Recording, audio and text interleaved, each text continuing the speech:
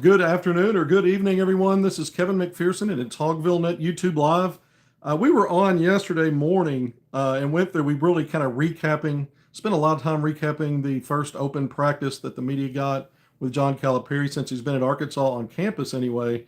And we went over some recruiting stuff and some updates there. This will be a much heavier episode, much more devoted toward recruiting and some of the updates that we have already in the last few days. Because as soon as we get off campus, I think that was a Wednesday open practice. On Thursday, Calipari and the coaching staff hit the road for recruiting. It's a live eval session, July 10th through the 13th. So the first big July eval session when you get back to the grassroots play, the shoe circuits. And we told you on yesterday's segment that Arkansas staff, at the very end of it, I mentioned that Calipari would split time between the Adidas circuit as well as the Nike EYBL circuit, and that assistant coach Chuck Martin was on his way for the Adidas circuit. And then Arkansas's two associated coaches, Kenny Payne and Chin Coleman, we didn't talk about those two. I just said the entire staff would be spread out. But both, we've confirmed, have also been on the road at these different events evaluating players. Some of these are priority targets when you look at Arkansas for class of 2026, five-star guys. Calipari mentioned in his post-practice presser that he was going out immediately, leaving the next day, and that's what he's doing. He's on the road for the next 4 days. And that started yesterday, but saying that he was looking at another player to add for the current roster and described it as more of a developmental, kind of a long-term retention kind of guy. So multiple years. Doesn't fit the bill for most of the 26 guys that you're looking at you think might reclass. Those are more, Arkansas zeroed in a lot of top 25 rated five stars. Those aren't long-term developmental guys. And so they're also obviously recruiting for class of 2026. And who knows, if someone wanted to reclass, they still have the roster spot. It just doesn't sound like they're going in that direction based on what he said the other day. We just don't know yet who the developmental player is. Elmir Javic and Paulo Samito, both of those guys that were added in mid-June. So, we're going on a month since those commitments. They're still not on campus, not officially on the roster. But both of those guys are more developmental. Arkansas is not looking for those guys to plug and play into the top rotation, even the second part of the rotation in year one. The best player outside the top eight, we've said it so many times, that has the best chance, the one player that probably has the best chance as your ninth man is going to be Isaiah Seeley. And so if Calipari does add one more to get to 15, Aiden Kelly, the walk-on, remember we amended what we've said before, that because of this new House bill that just recently went in, Aiden Kelly, the walk-on last year, if now that he's back on the roster and he's a walk-on, he's grandfathered in. So if you add another player, you'll actually have 16. Kelly being the 16th guy as a true walk-on because he was a true walk-on a year before.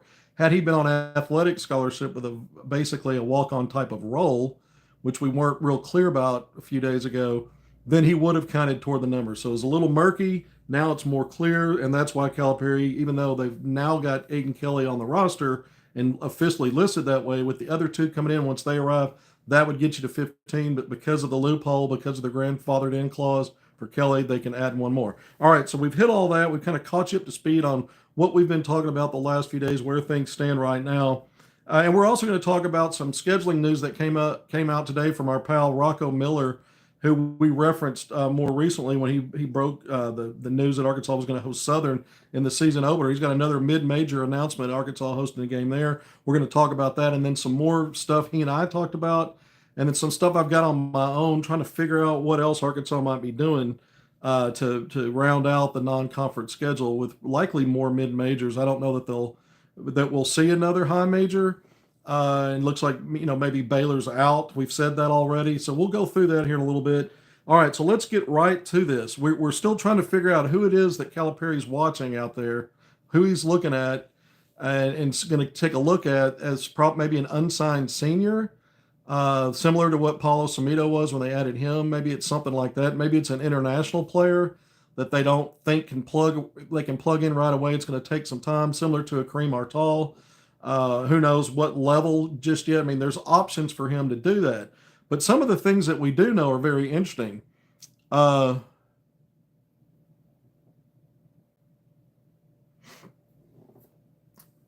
5 minutes in. Once again, thank you for joining me on HogvilleNET YouTube Live. I'm trying to read some of these comments and they fade off pretty fast. My typical excuse. But let's get through what we do know about some of these players. I've had folks reach out to me and say, "Hey, we know Calipari has identified Arrfan Dion, which we've reported on for a while.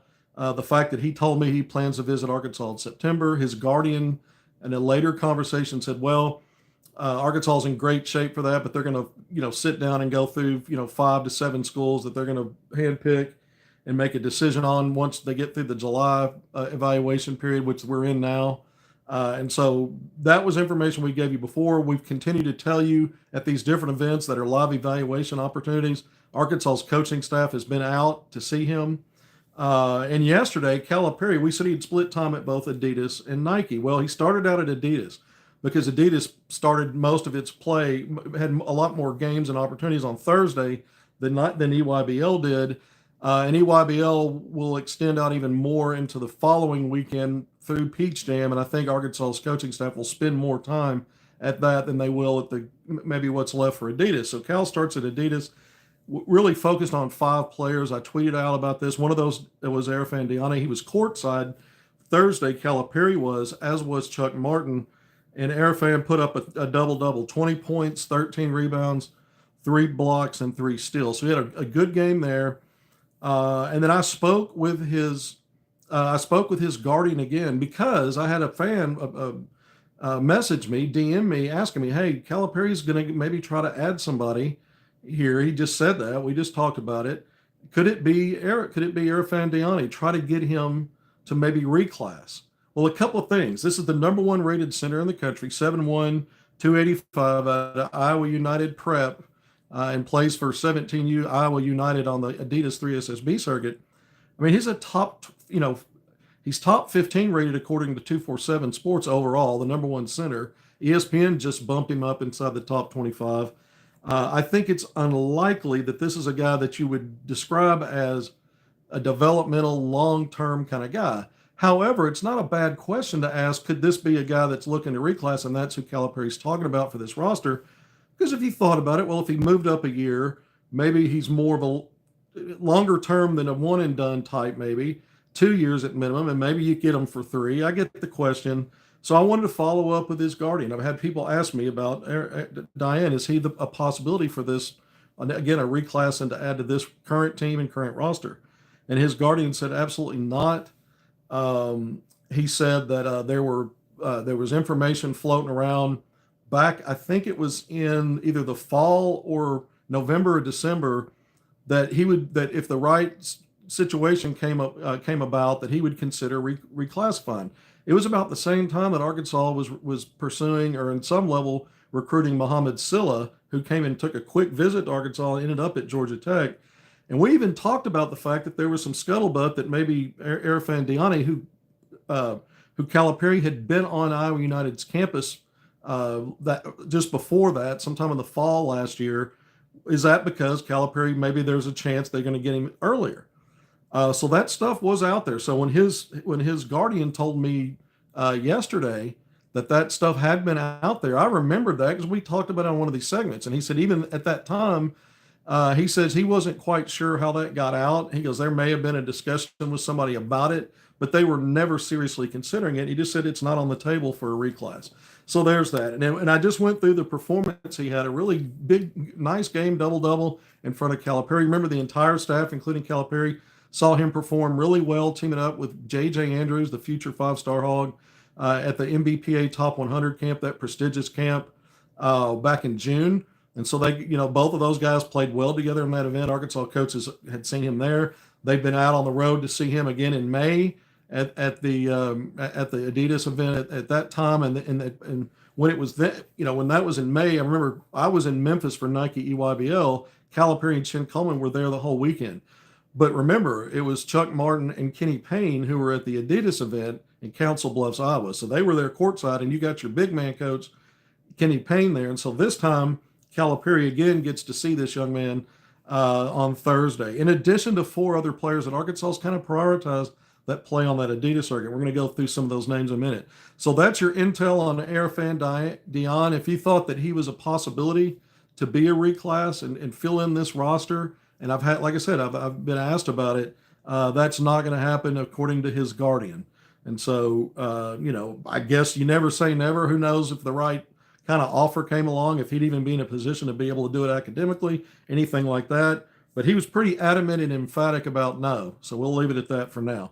But he's playing well. And again, he's a guy that he's told me that he'll visit Arkansas in September. So we'll see. And the Guardian says Arkansas is in great shape for that to exactly happen. I think the Guardian probably a little bit guarded about 100% confirming that because he wants to make sure that some teams don't back off his guy at a point where it might be a little embarrassing if you made it public. Yeah, I'm going to visit, and then the school backs away. I don't think that'll happen with him because he's blown up, and everybody's recruiting him now. He's got a lot of really good offers. That's Arrfan Dion again, 7'1", 285-pound center, very skilled big man, and I understand why he's rated so highly.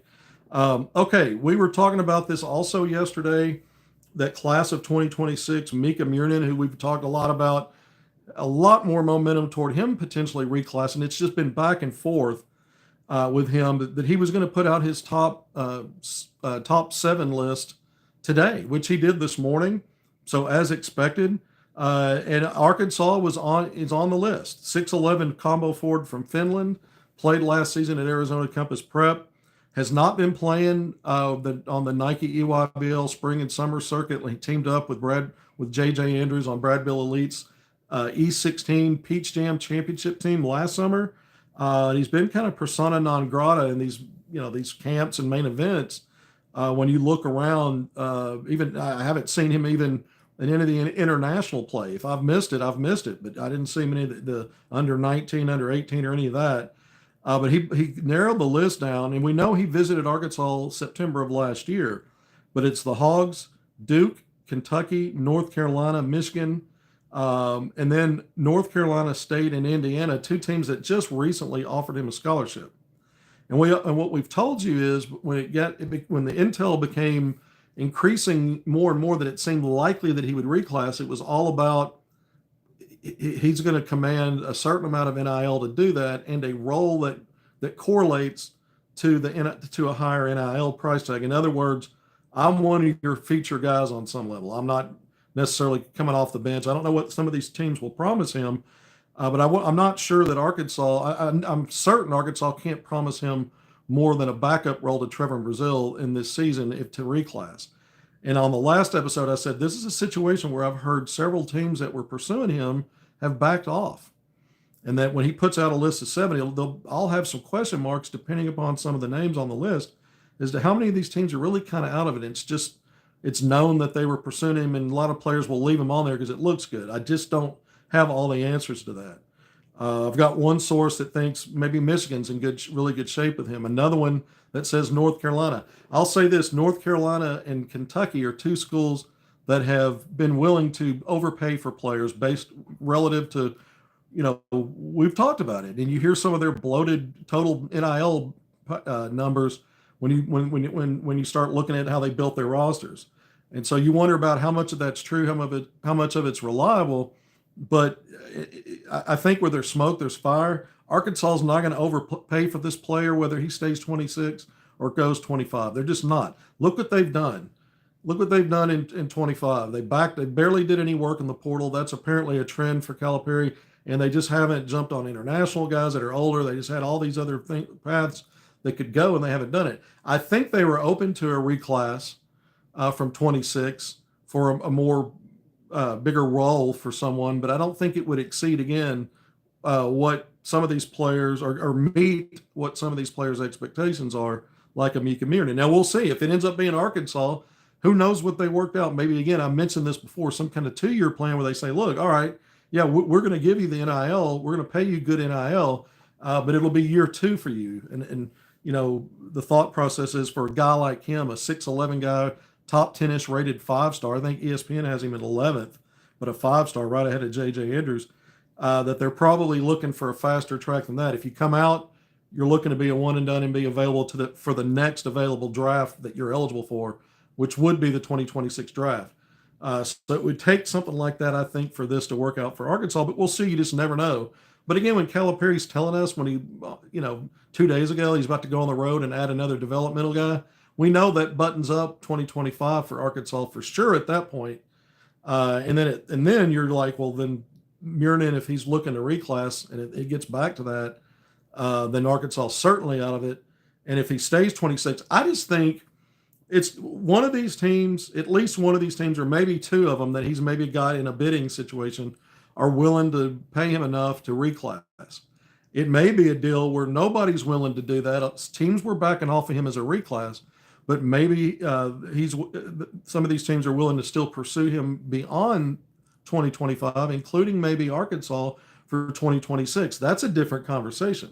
So if it's getting to a situation, I mean, remember, it would have been if he was looking to reclass and maximize NIL, it might have been more advantageous for him to do that before that House bill passed. But maybe some other doors open up that we don't know about for him. So this has gone back and forth on will he stay? Will he in 26? Will he move up to 25? Right now, it's back to being really murky. I don't think it's ever been clear, but it's muddier than it maybe was a few weeks ago when it seemed like momentum was building. This is where it's headed now, likely to be. Now it's back to who knows, and maybe not. Again, I'd like to say why some teams have backed off. I just really can't do that right now. But I'm not so sure that he's going to get what he's looking for to reclass.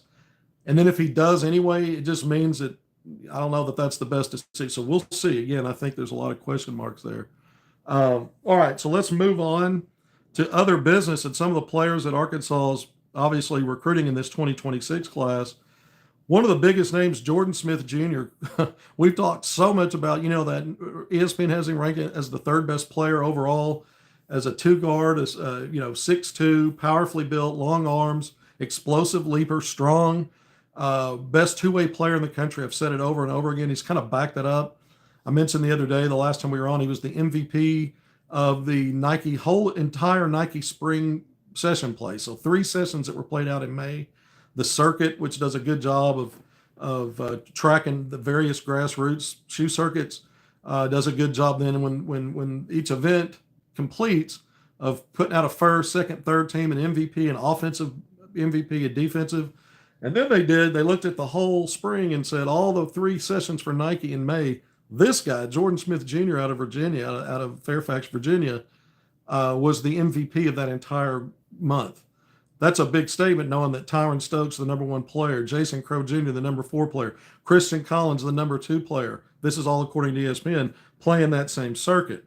So that was pretty big. And then he helps Team USA go 7-0 and gets the defensive player of the entire event of FIBA U19 World Cup in that gold medal run for Team USA. We talked about he was the only 2026 guy to start. Tyron Stokes was on that team. He played off the bench. Jordan Smith Jr. outplayed everybody and from that 26 class that played for Team USA and most of the guards that played out of the 25 class, with the exception of Mikael Brown Jr., who'll be a freshman this coming season at Louisville. So Jordan Smith Jr. Got off to a good start on Thursday with a 14-point game with both of Arkansas's associate head coaches, Chen Coleman and Kenny Payne, courtside to watch him. His team Takeover, which is one of the better teams on Nike EYBL, pretty consistently. His team won that game by 10 points against Team Final. And then today, this afternoon, he had a big double-double. Speaking of double-doubles in front of Cal, Calipari has already transitioned from Adidas on day 1 of the 4-day live eval. That was Thursday, yesterday. Then he arrived this morning at Nike in time to watch J.J. Andrews. We'll talk about him in a minute. But he also saw Jordan Smith Jr. Later in the day put up 19 points, 13 rebounds, 5 assists, 3 steals, and a block. And another 10-point win for Team Takeover. I think they beat Team Durant by the same score, 75-65. Jordan Smith Jr., long wingspan, bouncy, just explosive, strong. My player comp all the time is Cason Wallace. He's more athletic than Cason. It's not about that. It's just that they're both, Cason Wallace 6'3". He's athletic enough, strong. Him and Jordan Smith Jr. may have a better wingspan. I think it's like 6'9" or 6'10". But they're both just dogs defensively, elite defenders. And then they're connectors everywhere. They do the right things everywhere. They're glue guys because they just that you're not trying to compensate with their great defense on the offensive end. Yeah, this guy may not be an electric scorer, but he'll average double figures for you and he'll be efficient, but he's not going to take a ton of shots. He'll make the right pass and the right play. He'll crash in and get an offensive rebound and a putback. Or there's a 50-50 ball scramble and he keeps your possession alive, getting an offensive rebound that way. I mean, he's one of those guys that you just win with him. And J.J. Andrews is playing on the wing is very similar in that regard. I won't say he's as good a defender at his position as Jordan Smith Jr., but he's a plus defender right now, J.J. Andrews. And, those guys would be dynamite together. We know Andrews already committed to Arkansas in mid-May. But here's a little intel for you on Jordan Smith Jr. The last time we were on, we brought some. I talked to a high major assistant coach on Wednesday evening, right after I'd wrapped up some of my content, and I was still in Fayetteville, getting ready to come back to Little Rock, and I get a call, and it's one of my sources, one of my friends, it's a high major assistant coach, saying, "Hey, I'm looking at all this content. You flooded the internet again from Arkansas practice. Really cool of Cal to do that. I'm not sure I've seen Cal do stuff like that in the past. I don't know that he hasn't, but I'm not sure he had. Pretty cool." So we started that way, started talking about recruiting. And as I mentioned, we started talking about how Cal's just, it's one of those situations where it looks like Cal, has real momentum. I quoted him, real momentum with Jordan Smith Jr. And then I said, "Does that mean Arkansas's in the lead?" He goes, "Well, I don't know." He goes, "If it's not Arkansas, I don't know who it is." And I'm like, "Is that another way of saying Arkansas's in the lead?" So he wouldn't fully commit to saying it that way. All right. And then I checked with another source of mine who's familiar with that East Coast basketball, kind of locked in on some of that, state of Virginia in particular. And what he gave me back is a top three of Georgetown, Duke, and Arkansas. And then I asked him, would any of those teams, do you see anybody as a lean? And he declined to name a leader. So there we go. So that was the intel yesterday. So interesting. One of my NBA sources, it's an agent with a scout with an agency. So they're doing stuff for NBA, bringing in clients to rep for NBA careers, off-season stuff to get ready for the combine, all of that involved in all of it, projecting where players are going to go. But they also represent college players in their NIL. And so they pay attention to recruiting and they're involved in a lot of that. And some of these guys, are involved in ways maybe more than we could talk about here. But one of them reached out to me just kind of out of the blue and said, talking about the content as well. He goes, "Yeah, I heard." He goes, "I saw, I don't remember how he phrased it, but he saw something where I gave that same intel about, I know what it was. I had tweeted that Arkansas had coaches courtside to watch Jordan Smith Jr. play." And so he calls me up and says, "I don't know why Arkansas is wasting their time on Jordan Smith Jr. It's going to come down to Georgetown or Duke." So there is a contrarian opinion right there with another source who is a good source. All of these have been good, reliable folks. It's just what is real in real time, right? I mean, some of that might be a little bit old in a perception based on something a month ago or 2 weeks ago. You try to drill down on that stuff. Sometimes it's hard to do. So you got, three different sources in the last 24 to 48 hours telling me a little bit different things. And so one of them's really neutral. One of them thinks Arkansas's got real momentum. And one of them phrased it like Arkansas's wasting their time on Jordan Smith Jr. And we don't, I try to bring everything I get. I don't bring rumors or stuff I hear on a message board or this and that. That's not intel. Intel's when you talk to folks that are locked in and having these conversations with other coaches, with handlers, all these things. It doesn't mean that what information they have today will be the same tomorrow because things change. It's just when they have it, they're not BSing around. They're not going to just throw some crap. And so the ones I rely on have been, when the dust settles, they've been really good. So we'll see with Jordan Smith Jr. That's just another opinion, another thought that came out on him. And he's, like I said, playing well. Yesterday, he was, again, playing in front of Chin Coleman and Kenny Payne. Today, Calipari and Chin Coleman. And again, he had the double-double today. Let's talk about some of the other players that Calipari saw on Thursday at Adidas. Tay Kenny, because today Joe Tipton with On3 Sports /Rivals put out an update on Tay Kenny, talking about 5 teams on his list: Kentucky, Louisville, Oregon, Texas, and Indiana.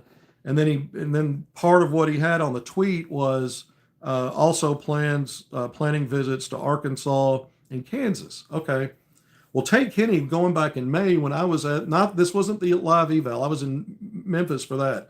But about 2 weeks prior to that, maybe a week, I was in Texas for the first session for the Adidas 3SSB. No live eval, no D1 coaches, but I was there. And I interviewed multiple of the Razorback recruits, including Tate Kenny. And in that interview, which I put that out on video on Twitter, he told me that he would be scheduling a visit to Arkansas soon. Well, we're nearly 2 months later, and he's still talking about setting up a visit to Arkansas. No problem there necessarily. But the update here is, remember, Tate Kenny, 6'2" guard, top 20 rated, 5-star. I put out a lot game highlights of him when I was down there.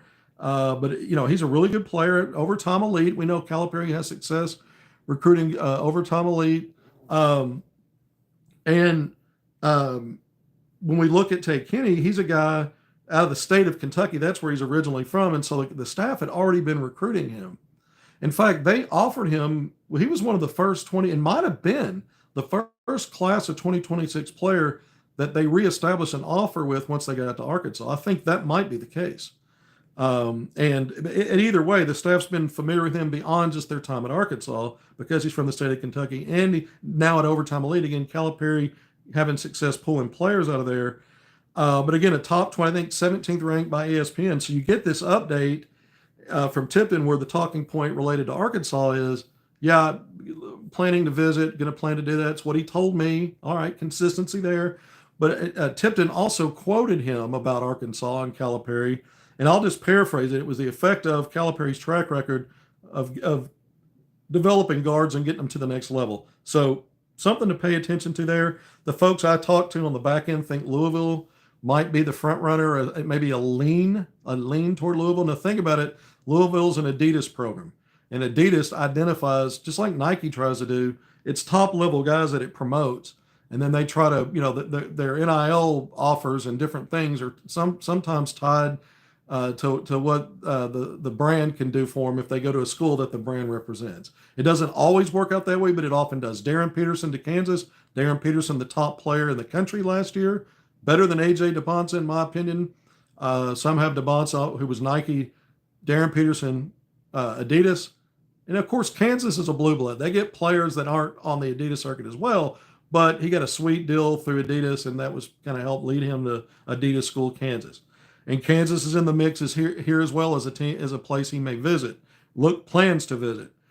So keep an eye on those schools. Of course, you can't rule out Kentucky, in-state kid, home state kid. Again, Louisville, there may be a slight lean there right now based on what I'm told. All right, let's. And Cal was courtside to see him on Thursday. So Calipari and assistant coach Chuck Martin watched him play. I believe he had an 18-point, 7 assists, 6 rebound game, a really good game. He's a good guard. He's a good facilitator, great court awareness, a little bit streaky from three, but competent from three. Has a nice dribble craft to get a shot or to bait a defender and make the right pass. And then I was surprised at how strong he held up defensively at times, watching him in May. Now, again, I haven't seen him since then in terms of anything other than highlights. But he's a guy that I understand why he remains a top 20 ranked. When rankings update, he hasn't moved around wildly. He's been pretty consistent around that 20 mark. The other players, Deron Rippey Jr. Is also on the Adidas circuit. He's one that I interviewed back in May. Chuck Martin's kind of been the lead assistant coach in his recruitment. Calipari was also courtside to see him on Thursday along with Martin on the Adidas circuit. And Kenny had a 19-point game, also had a big assist game in that one, I think 7 or 8 assists and a few steals. But I checked with his dad today just to say, hey, any updates as far as Arkansas, because he's starting to get, Kentucky's on him pretty heavily. He's getting picked up some really big offers. And I asked about Arkansas. Has anything really changed in that recruitment there? Because it was picking up a little bit just in terms of the contact. Anything moving toward a visit or anything like that anytime soon? And I was told nothing has really changed there. So we'll see. Does that mean Arkansas is kind of prioritizing other guys ahead of it, or they just haven't quite gotten to that point yet? Because once Calipari gets to that point, Arkansas can certainly push itself ahead of other teams and be in the mix. Just hasn't happened yet. We don't know that it will. But when we go back through these names real quick, between Arrfan, Dion, Tate Kenny, and Ron Rippey Jr. There were two more players that Arkansas and the Adidas circuit saw on Thursday, Calipari specifically with Chuck Martin. Caleb Holt, who had a really good showing at U19 World Cup FIBA, along with Jordan Smith Jr., Tyron Stokes, and then Brandon McCoy Jr. from that 2026 class.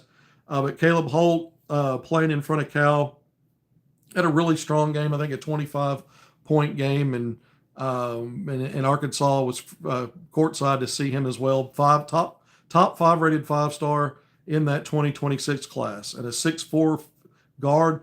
Forever, I thought of him more as a 2 or maybe even a 2-3. He has been performing well when I saw him in May, and has continued to perform with opportunities playing on the ball. Now more of a combo, I guess. It's trending kind of a combo, again as a 1-2. And he's a guy that might just slot in perfectly because that's the role that Darren Peterson. Remember we talked about how his dad told me when he was still up for grabs, and that Arkansas was looking at him for a minute, that he wanted to play some 1 at the college level, and that might be his primary position. I don't know what Bill Self in Kansas promised him in that regard.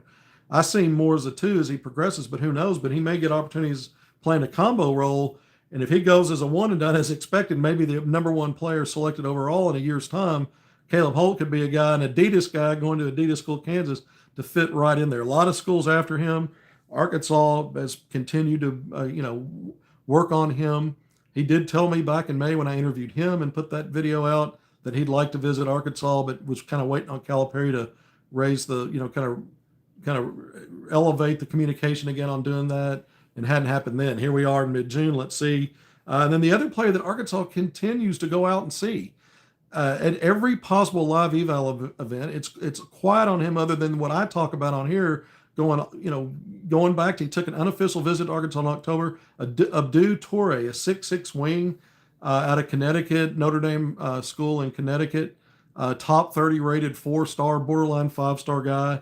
And he's a guy that Arkansas continues to put eyes on. He's also on the Adidas circuit, and Calipari and Chuck Martin were courtside to watch him as well on Thursday. And he had a night game on Thursday, and I think they were going to be sure to check him out again, if I recall correctly. And again, Calipari was on the road early at Nike EYBL, so it seems to me he'll probably spend most of his time there. We're still trying to figure out who has he identified in terms of this, player that's more developmental, because those guys are off the radar. Nobody was going to sniff out Elmir Javic or Paulo Samito, except for the people that knew on the front line that was about to happen. Those are developmental guys. They were never big splash, big name guys. Yeah, I know ESPN's got the 7-1 kid Samito ranked 50th in the class, but of 2025, I think it's more developmental than it is ready to play. And he was an unsigned senior playing on the circuit, on the Puma circuit in May. That just doesn't happen. All my years of experience, when it was an unsigned senior still playing, when other guys that were in the same class are already moving on to campus for their freshman year somewhere, it means they didn't get the kind of offers they were looking for, or the kind of role they were looking for. Usually they're not playing at that time, unless it's a deal like that. And so Arkansas scooped him up, and I think this will be Kenny Payne's wheelhouse with him and Javic, moving forward. I'm not saying we'll never see either one of those guys this upcoming season. I just don't think there's a plan for them to slot in rotation-wise. And the guy outside the top 8 again that has the best shot at that's Isaiah Seeley. J.J. Andrews, real quick, started off with a big game yesterday in a win for Brad Bill Elite at Nike EYBL, 24 points.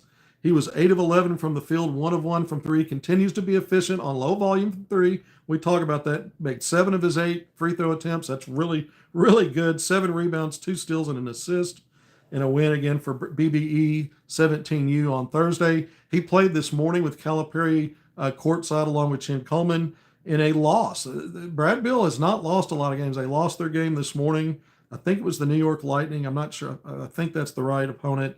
He didn't have a great shooting day, but he finished with 11 points and a handful of rebounds. Not his best game shooting the ball for J.J. Andrews.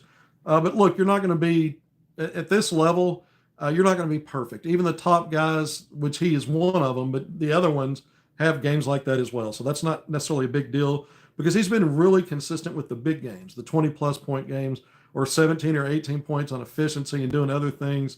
There's a reason he's moved back up in the rankings, whereas I don't think he should have fallen to begin with. But a game like that's not going to hurt that. You just don't want him to have some stinkers moving through the rest of the weekend. African Wimby, who is that? They're talking about Arrfan Dion. Yeah, I mean, the player comparison I initially used was a young version, a poor man's version of Joel Embiid. His guardian told me they're thinking more Nikola Jokic. Now you're hearing Wimby. Wimby's light off his feet and a flyer. Arrfan Dion is a big body and more comparable physically to guys like Embiid and Jovic, the Joker. But I also think some of the stuff he does is more comparable to them. There's no comparison to Wimby, really. If you want to try some of that, you maybe go with guys like Chet, not just because he's skinny, but because he can block shots, he can rebound, he's got a little wiggle, he can put the ball on the deck and change directions and beat you off the bounce. Nobody's Wimby, but I mean, if you want to make some comparisons, it's maybe more that kind of guy. Samito was compared to Wimby. Okay, sorry. I didn't see the name who was being compared, just compared to Wimby. Well, let's not go there yet. Let's see what happens. Let's see what happens with Paulo Samito. Let's see who this next player is. I'm interested to find out what's Calipari got up his sleeve.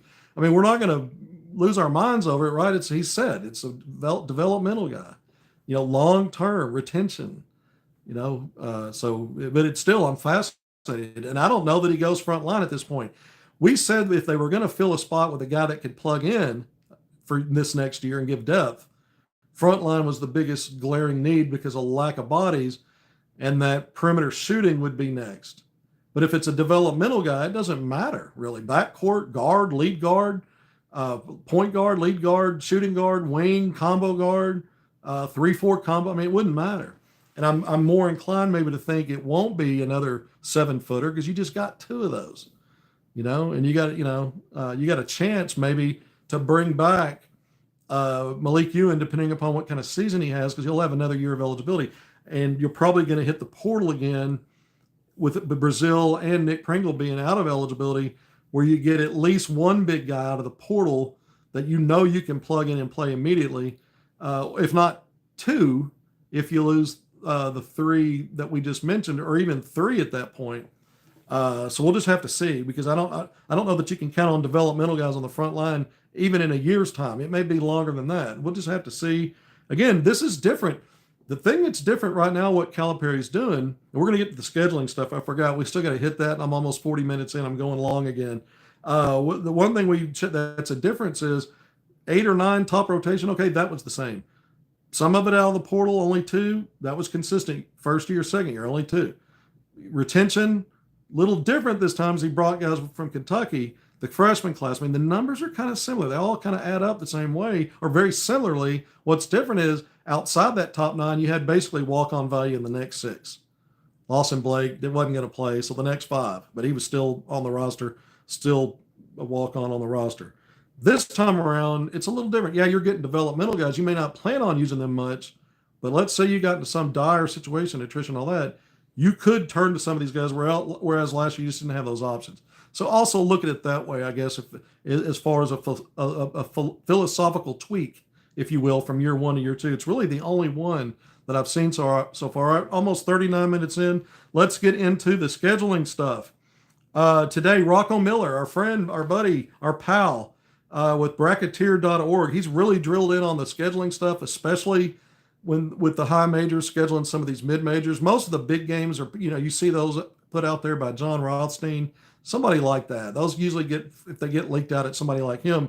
Rocco Miller does a really good job. I'm not saying he didn't do any of that, but usually he's pretty dialed in on this, who are the mid majors you might be playing.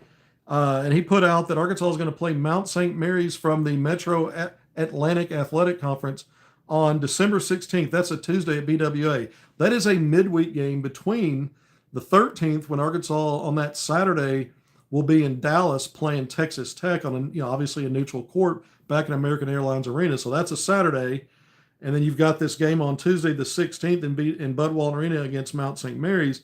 And then you bookend that week with another Saturday game, December 20th, on the road at Barclays Center in Brooklyn playing Houston. So you got those two Big 12 schools, and in the middle of that, sandwiched in the middle there, is another game against Mount St. Mary's, according to Rocco Miller, again December 16th. So now we know of multiple mid majors. I was the one that reported the first mid major on the schedule. UCA, Central Arkansas, back in Fayetteville, November 11th is when that's supposed to happen at BWA.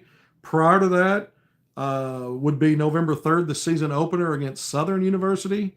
That was Rocco Miller's reporting a few days ago. We talked about it on one of these segments.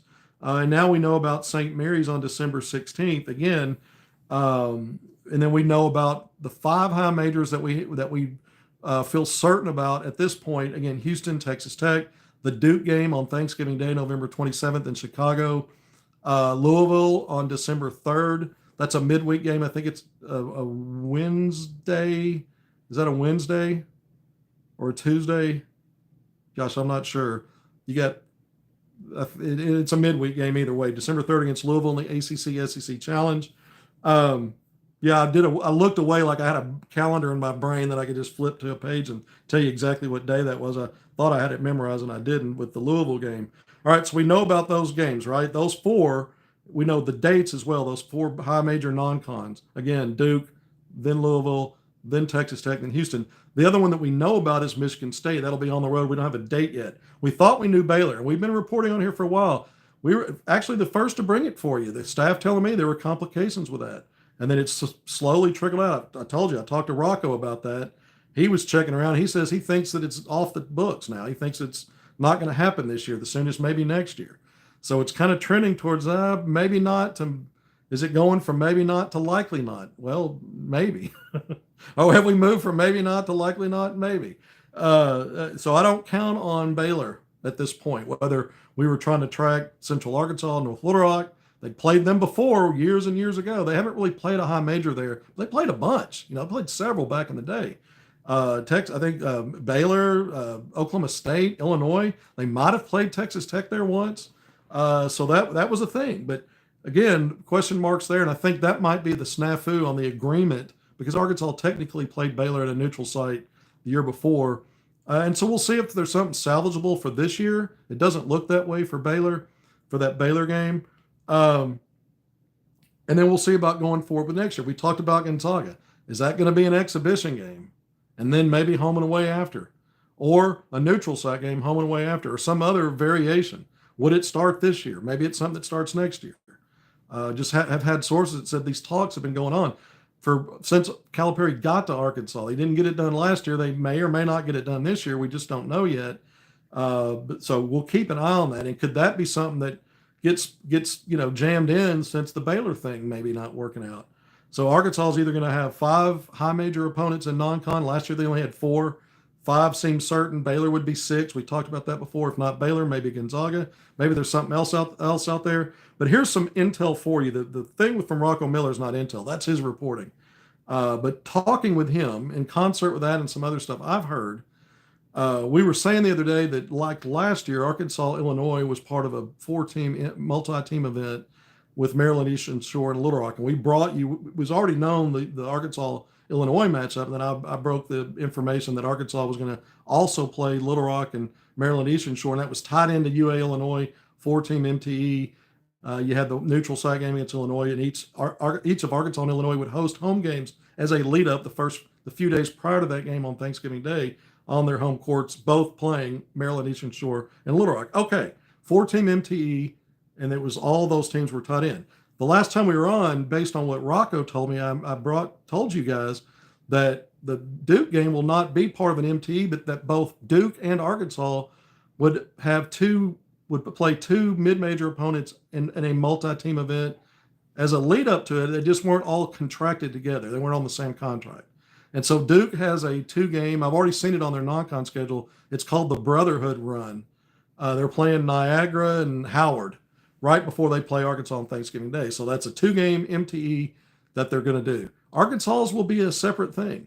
And we initially told you that even though it wouldn't be connected to that, it would be 2 home games and a 2-team MTE then, or I guess 3, since the 2 teams will be playing Arkansas.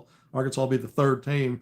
But now Rocco says he really thinks that he believes that's going to be a 4-team MTE where you have two host teams that just host two mid-majors. So it's the same difference. You're going to host two mid-majors, just a little different. What makes that interesting is I've started hearing some team names thrown around as possibility at that time for multi-team event teams. But now that he frames it that way, I'm not sure if either one of those schools would be the other host team that Arkansas wouldn't play. So which one would that be? And I don't have a second confirmation. When I brought you the information on UCA this year, Troy last year, Maryland Eastern Shore, and Little Rock last year, I had more than one source on that to confirm it. This time I don't on this deal. Plus, there's some confusion if either one of these teams. I will say this: they're both in the same conference as Mount St. Mary's, and I got these two school names that I haven't shared from someone other than Rocco. So it's interesting that he drops a name today, Mount St. Mary's, the Metro Atlantic Athletic Conference, and the two other schools right now. I'm trying to figure out if I can get a second source on it to come and bring it to you all. If either one of those, because they're both in the Metro Atlantic Athletic Conference. So, that's interesting. In the past, not since Calipari's been here, but I remember one year where Arkansas in the non-conference played three teams from Conference USA. Now, that time, CUSA was a stronger league and it made a little more sense. It'd be surprising to me if Arkansas, with only 6 or 7 mid-majors on the schedule, maybe 8 if you don't get a sixth high major worked out if Baylor falls through, that you would play that many from that conference. That seems weird. You're playing 3 Big 12 teams, right? You got 3 of those. Two. Baylor looks like it's fallen out, but you were planning to do 3 of those. That makes sense though, because those are high-profile games that can really build your net resume. They're national, national eyes on those games, national impact, nationally relevant, big stage games. Playing 3 teams from that same conference doesn't make sense. Playing 2, that's a different thing. So maybe it's an either or with these 2 that I've heard about, and I'll try to bring that more clearly and mention those the next time because I'm still efforting more information on that. All right, that wraps it up. Nearly 50 minutes in. I didn't plan on going this long. We were doing good there for a while, 30 to 40 minutes, and we've just kind of pooped the bed here lately. Thank you for joining me on HogvilleNET YouTube Live. I'm Kevin McPherson. If you don't mind, please hit subscribe, like, and share. It helps us out. We hope you like the content. I'm going to be back on several times this weekend, at least I plan to, Saturday and Sunday. I'm going to go back and really drill down on just position groups for the Arkansas Razorbacks, what we saw at practice. We've already hit on a lot of stuff, but I want to go deeper into just position groups and kind of give my thoughts on where things might be headed. And of course, as this live eval period continues through the weekend, we'll have more updates. We may get more intel. We may figure out who Calipari is going to trying to bring on board here for this developmental long-term retention piece. So we'll have plenty to talk about. But until next time, and if something breaks today, I'll come back tonight live. But until then, thanks for being here. Appreciate all of you. See you soon.